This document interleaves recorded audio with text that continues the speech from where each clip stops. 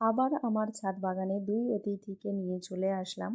দেখতেই পাচ্ছ, তোমরা অলরেডি এই ভিডিওটা দেখে বুঝে গেছো এবং আমার সকালের পোস্ট দেখে অনেকেই বলেছো যে খুব ভালো হয়েছে, জামরুল গাছ দুটো নিয়ে এসেছো। তবে দুঃখের বিষয় দেখো, এই জামরুল গাছ দুটো কিন্তু আমি নিয়ে এসেছিলাম বেশ কিছুদিন আগে, আর এই ক্রেটটার মধ্যে রেখেছিলাম। দেখো শিকড় কিন্তু ভেদ করে ওই প্লাস্টিক ছাড়িয়ে এই যে দেখো অনেকটা শিকড় ভিতর দিকে চলে গেছে, কিছুতেই আমি এই ক্রেটের উপর থেকে তুলতে পারছিলাম না।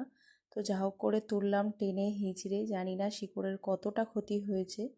তবু আমি রিপোর্ট করার জন্য রেখেছিলাম, কিন্তু সময় মতো রিপোর্ট করা হয়নি, কারণ কিছুদিন রাখতে হয় এই ভেবেই আমি রেখেছিলাম। কারণ যে ওয়েদারে ওরা থাকে নার্সারিতে, সেই সেম পরিবেশ কিন্তু আমাদের বাড়ি মানে যে কোনো জায়গার ওয়েদার একই হয় না। তার জন্য আমি কিছুদিন রেখেছিলাম যাতে আমার বাড়ির ওয়েদারের সাথে একটু সামঞ্জস্যপূর্ণ হয়ে যায়।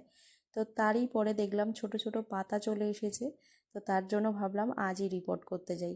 যেহেতু বর্ষাকাল চলছে, তো তার জন্যই কিন্তু এতটা বেশি শিকড় গ্রো করেছে।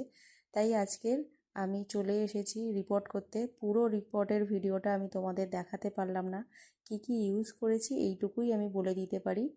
দেখো আমার কিন্তু রিপোর্ট করা হয়ে গেছে, আমি স্ক্রিনে তোমাদের দিয়ে দিচ্ছি কি কি আমি এই মাটিটা কিভাবে প্রস্তুত করেছি।